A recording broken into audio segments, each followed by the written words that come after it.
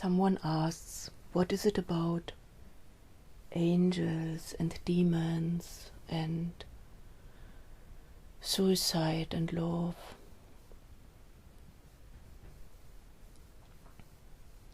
What people call angels and what people call demons belong both to the ordainer of life,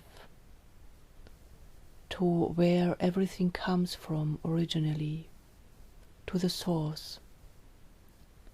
Humans are with the ability of choice to choose to whom they listen to and what they believe and what they give their attention to. When there is this spiritual path that works with the advice, a thought is a thought, a physical injury is a physical injury, then it works with exactly this kind of purity. The thoughts belong to the mixing up field where so-called demon and angel messages can unfold. These words and these moments appear through supportiveness, through the supporting of aliveness, while there is listening to the supportive ones, the supporting energy, the supporting field. A dedication that is aligned to supporting aliveness towards unconditional love invites the supporting ones. Some people call angels. The energy that comes along with this invitation is a supportive one. It can take shape as words, as pictures, as music, as smells, as touches, and so on. The expression of the supportiveness is always in a gentle, friendly, kind, sheltering, nourishing way. Demon thoughts have no power when there is the protection field of dedication towards life itself, supportiveness of life, unconditional love, that points to what is called a demon thought. It is something that is not supporting life itself. It is not supporting unconditional love. A strong commitment, a full devotion is needed for this kind of protection. When someone gives oneself sometimes to it and sometimes not, it doesn't work. All in all, it is never about protecting bodies. It is always about protecting that life can unfold by life energy letting flow without interference. It can be called aliveness itself. Through a human vessel, different kind of experience fields can take shape. It can be the field of music, it can be the field of philosophy, it can be the field of science, and so on. The degree of purity of these shapes belong to the way of commitment. One who is committed to so-called destruction invites the so-called demons. One that is committed to so-called construction invites also the demons. Both kind with different shapes and different energy levels. When someone is committed neither to destruction nor to construction, but to life itself, the shapes of destruction and construction can appear, but there's no power given to them. Nothing is good or bad. Demons or angels are not good or bad. everything belongs to the possibilities of taking shape. A newborn child does not know good or bad, right or wrong, demons or angels. It does not even know either or. It does not know neither nor. Everything is as it is. The conclusion that leads to a fog and is the playing ground of delusions is the belief that what happens has to do with something that is called personal, that life unfolding processes are about the body. When the possibility of receiving information, digesting information, giving along information, the field that is called consciousness, is connected with the body, a vessel for receiving, digesting, giving along, something happens in the human realm that is called I. This I helps to keep the connection between the vessel and the consciousness going. Thereby experiences can be made, data can be collected. Mixing up happens when the I notification is combined with the body notification, and the conclusion is made, I am the body. Thereby a me and a mine can be taken as reality, although there's no reality to it. It can be witnessed as my thoughts, my body, my knowledge, my capacities, and so on. Even the idea demon thoughts and angel thoughts is not true, since everything belongs to the ordainer of life, and every thought in itself is neutral. When there is another spiritual path that works with embracing and welcoming all thoughts equally, and is saying to every thought, I love you, it is working exactly with this reminding of neutrality. Love itself is beyond thoughts, beyond angels, beyond demons. It is power itself. It is not just any kind of power, it is the power. Commitment and wholehearted dedication travels on this power.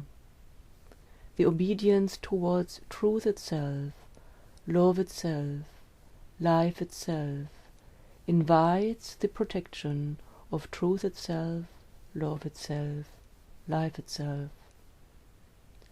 Someone who is dedicated to love, even in times when no power and no love is experienced, is protected by love. Commitment is stronger than experience. Commitment is long-lasting, stable. It stays throughout all kinds of experiences. Experiences come and go. Forms come and go. True commitment belongs to the power of love. It does not come and go. Everything that belongs to truth itself does not come and go. Power itself, love itself, truth itself, they all are greater than any kind of imagination, of thoughts, of ideas, of angels or demons. The word greater points to all-encompassingness. The divine itself, God itself, is the all-encompassingness. It includes everything. Love is something that invites to this all-inclusiveness. Truth invites to the all-inclusiveness. Power points to the all-inclusiveness. Wisdom itself belongs to truth and love. Compassion belongs to truth and love. They are all not different. They are different only in the way a human interprets the experience that happen. All are encompassing. Where separation is experienced, they all are not gone. They are just clouded by beliefs, by conclusions, by thinking. Mind activity would be my mind activity. Body experience would be my experience. Love-giving would be my love-giving. The thought I love you is a thought that points in itself to truth. There's I, there's you, there's love. What feeds the delusions is the mixing up with ideas of my body, and thereby the idea of my love is believed. Expressions of love happen by themselves. Assigning this to a body exclusively, like to my body or to your body, comes along with clouds, fogginess, felt as suffering, and so on. It feeds also the idea of my power, as if the power of love would not be given by nature, by where life comes from originally, but as if it could be created. Nothing can be created. In every single moment, appearances happen. Everything belongs to eternity. Creation is a playing ground for transient phenomena by connecting them to each other. Experience can be made on this field of transience. But the ground itself on which this happens is not transient. It belongs to eternity. All phenomena are transient. From clinging to the phenomena, suffering comes. For instance, the experience of grief can take shape by being with the phenomena. As long there is no wanting it to be different, not clinging to the phenomena, grief in itself is neutral. Thereby information flow can happen freely. As long there is not wanting the grief, suffering happens. It comes from rejecting the experience possibilities and turning the attention to the idea of my grief instead of acknowledging the neutrality and impersonality of grief. When this happens, dedication towards life itself clears the experience field again.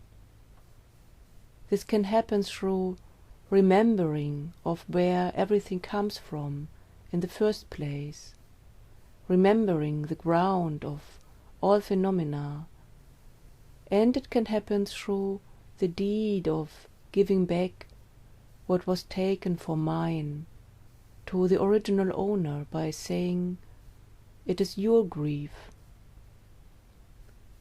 The first works with thinking and can be clouded by other thoughts, like what is called demon thoughts. The second works with giving up everything as own, including the body, giving up on my life. It is more encompassing. It cannot be interfered. Someone who is ready to die cannot be blackmailed.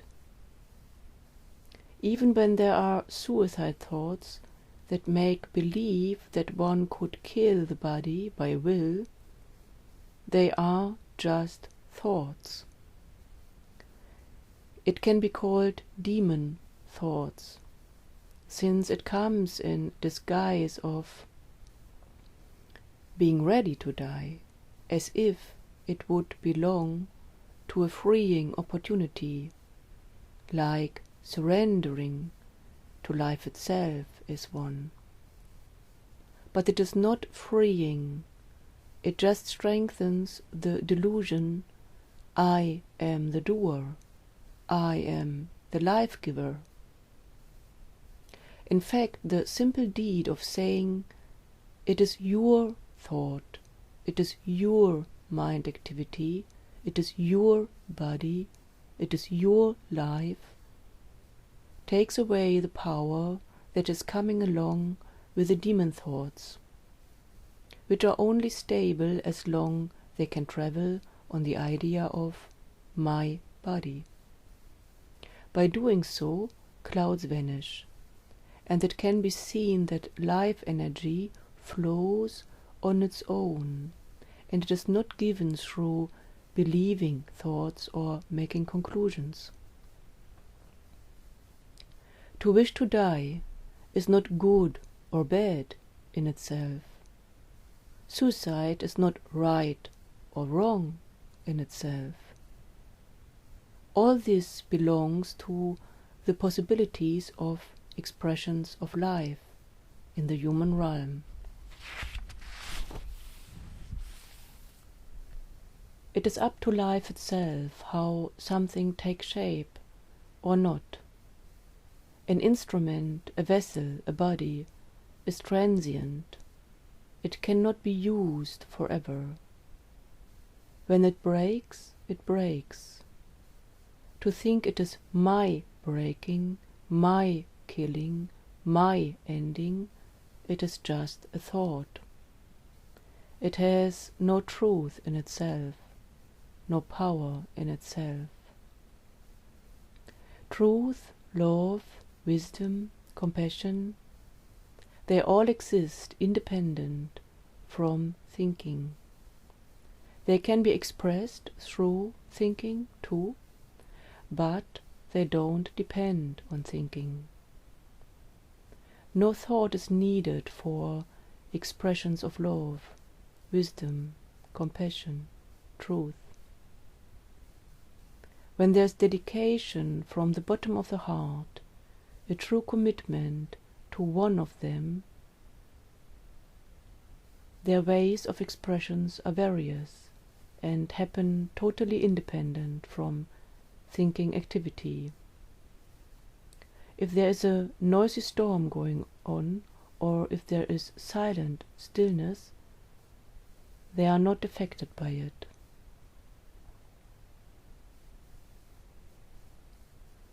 When it seems like there is drowning because of a huge amount of thoughts, like constant turmoil, it helps to turn the attention to the heart, and if it is possible to say, my heart belongs to you, to say this. Although it works with the term my, it is as an expression of giving oneself fully to the source of life, a deed of uniting. Thereby thought activity is not fed anymore by struggling with the thoughts. And the softness of this kind of devotion let any kind of hardship fade. Obstacles, blockades, they are all fed by hardship. A soft heart, an open heart, a given heart, is the gate of union, of vastness, of spaciousness, of love itself. Where this happens, there is nothing to say, nothing to do, nothing to think. The life stream happens silently by itself, and it cannot be disturbed by any kind of thought, since the power of love is greater than thought phenomena.